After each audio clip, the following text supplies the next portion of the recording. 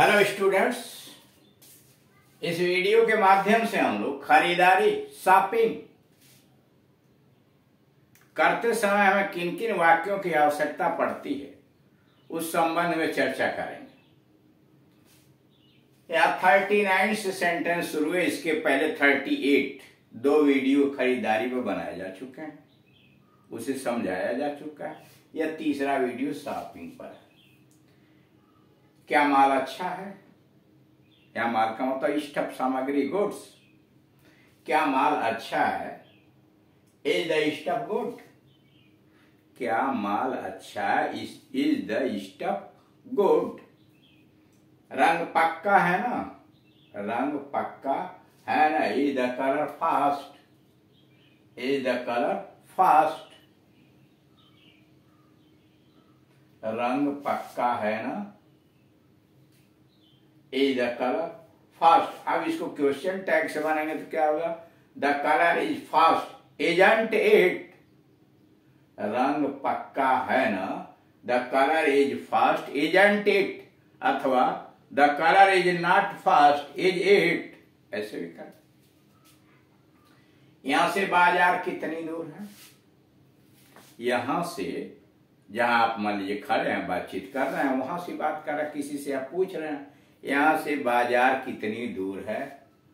How far, कितनी दूर? How far is the market from here? यहां से बाजार कितनी दूर है? जहां खड़े हैं वहीं से शुरू कर दिया।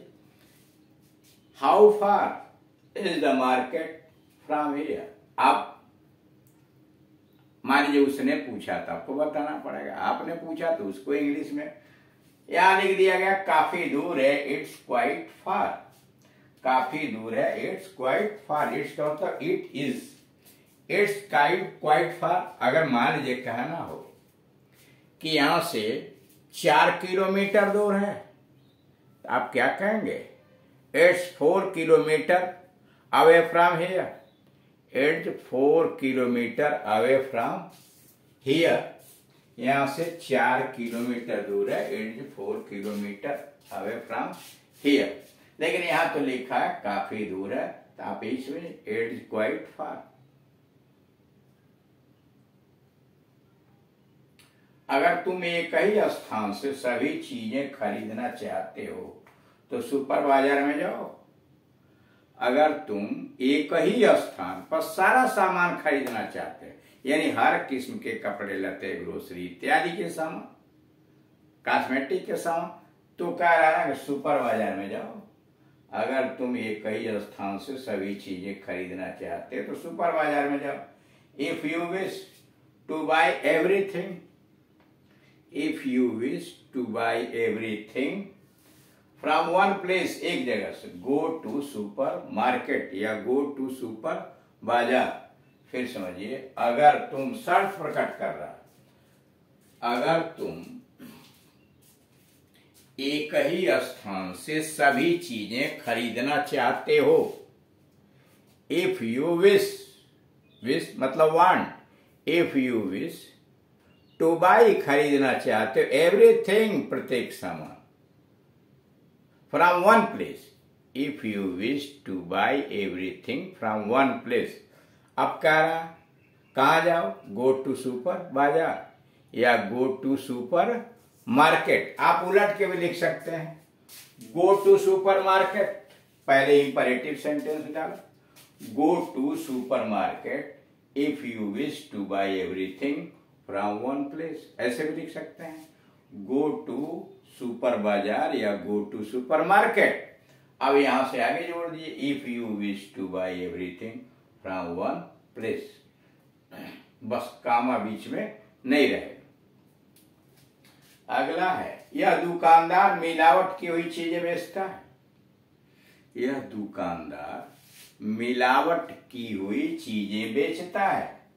This shopkeeper sells adulterated stuff, adulterated stuff मिलावटी सामान या थिंग्स, स्टफ थिंग्स। कह यह दुकानदार मिलावट की हुई चीजें बेचता है। दिस शॉपकीपर सेल्स, यह दुकानदार बेचता है। दिस शॉपकीपर सेल्स, क्या बेचता है? एडल्टरेटेड स्टफ, मिलावटी सामान या मिलावट की हुई वस्तुएं। एडल्टरेटेड स्टफ या एडल्टरेटेड थिंग्स ऐसे भी कह सकते हैं। This shopkeeper sells adulterated things. क्या आप चेक स्वीकार करते हैं? मतलब आपने सामान ले लिया, भुगतान करने के लिए आप चेक काट के देना चाहते हैं, तो आप तो कहेंगे ना वहां या तो मोबाइल से पेमेंट करेंगे, ई पेमेंट करेंगे, अथवा चेक से पेमेंट करेंगे या नकदी देंगे। यही सब प्रक्रिया चल रही है। तो कह रहा है क्या आप चेक से स्वीकार करेंगे? Do you accept cheques? क्या आप चेक स्वीकार करते हैं? Do you accept cheques? Do you accept cheques? यह दुकानदार विदेशी माल चोरी से बेचता है। यह दुकानदार विदेशी माल यानी इंपोर्टेड थिंग्स, यह दुकानदार विदेशी माल चोरी से बेचता है। दिस शॉपकीपर, यह दुकानदार सेल्स बेचता है। ठीक, यह दुकानदार विदेशी माल चोरी से बेचता है। This shopkeeper sells imported goods illegally, गैर कानूनी तरीके। चोरी से मतलब गैर कानूनी तरीके से। फिर समझिए, कह रहा यह दुकानदार विदेशी माल चोरी से बेचता है। दिस शॉपकीपर, यह दुकानदार सेल्स बेचता है इंपोर्टेड गुड इल्लीगली। इंपोर्टेड बाहर से मंगाया हुआ, उसको विदेशी माल कहते हैं, imported goods illegally. This shopkeeper sells imported goods illegally. अब आइए अगले नंबर, इसमें जंग लगा हुआ है। इसमें जंग लगा हुआ है। एज रस्टेड, जंग मतलब मोर्चा। एज रस्टेड यानी इट इज रस्टेड। इसमें जंग लगा माने कोई सामान आप बर्तन या लोहे का ले रहे हैं या कोई चीज उसमें जंग लगी है, तो आप तो कहेंगे ना इट इज रस्टेड, यानी उसको देखेंगे, चेक करेंगे और जंग होगा तो शिकायत करेंगे कि इसमें जंग लगा हुआ है। इट इज रस्टेड, इसलिए कि आप पैसा दे रहे हैं, कोई फ्री की बात तो है नहीं, तो आप तो चाहेंगे कि हमको सामान अच्छा मिले। It is rusted. अगला है यह मैला है। मान लीजिए कोई सामान खरीदा आपका, यह मैला है। इट इज स्वाइल्ड या इट इज डर्टी, यह मैला है। इट इज स्वाइल्ड या इट इज डर्टी, यह फटा हुआ है। इट इज टर्न, यह फटा हुआ है। इट इज टर्न, यह बिल्कुल नया है। यह बिल्कुल नया है। It is brand new. It is brand new, यह बिल्कुल नया है। इट इज ब्रांड न्यू यानी बिल्कुल नया है। It is brand new. अब ये नोट पर, नोट नंबर 1, जिन शब्दों के अंत में एएनटी होता है, यानी इंग्लिश के अंतर्गत जिन शब्दों के अंत में एएनटी लगा होता है, वे या तो संज्ञा अथवा विशेषण होते हैं, या तो नाउन होते हैं या एडजेक्टिव होते हैं। कहा जा रहा है कि इंग्लिश में जिन शब्दों के अंत में एएनटी होता है, वे या तो संज्ञा होते हैं, नाउन होते हैं, या विशेषण एडजेक्टिव होते हैं। जैसे एबंडेंट, एबंडेंट प्रचुर मात्रा में उपलब्ध। एबंडेंट प्रचुर मात्रा में उपलब्ध। इसमें देख रहे हैं आज अंत में क्या है? एएनटी है। डिस्टेंट दूर का।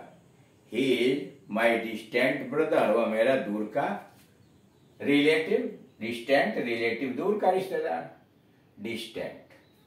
इग्नोरेंट, इग्नोर में एएनटी जोड़ दिया। इग्नोर का मतलब उपेक्षा करना, और उसमें एएनटी आपने मिला दिया।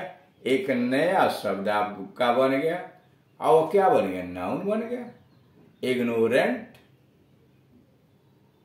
सॉरी अनभिज्ञ, नाउन नहीं, ये एडजेक्टिव हो गया। Ignorant, important. अब इम्पॉर्टेंट क्या हुआ? महत्वपूर्ण, इम्पॉर्टेंट महत्वपूर्ण, ये शब्द विशेषण है, यानी एबंडेंट हुआ, डिस्टेंट हुआ, इग्नोरेंट हुआ, इम्पॉर्टेंट हुआ, आदि ये शब्द एडजेक्टिव हैं, एडजेक्टिव के काम के लिए आते हैं।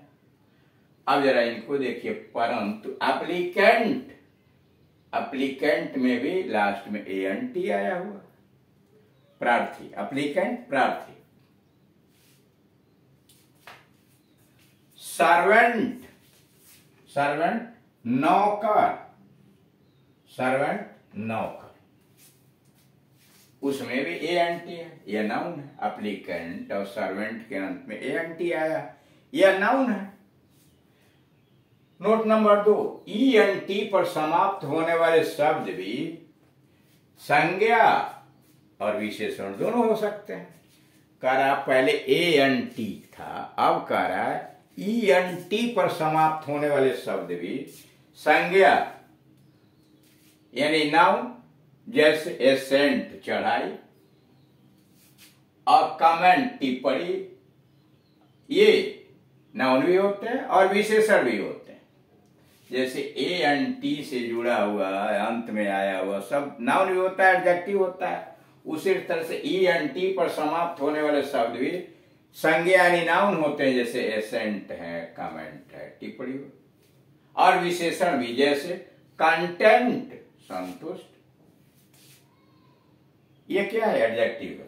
डिपेंडेंट निर्भर एडजेक्टिव, एक्सीलेंट अति उत्तम, इंटेलिजेंट प्रतिभाशाली, वायलेंट हिंसक आदि क्या है? ये है एडजेक्टिव। नंबर 3, विशेषण की मोटी पहचानों में से एक यह भी है कि शब्द के अंत में फुल लगा हो, यानी एडजेक्टिव पहचानने के लिए एक मोटे तौर पर यह भी बात है कि शब्द के अंत में फुल हो।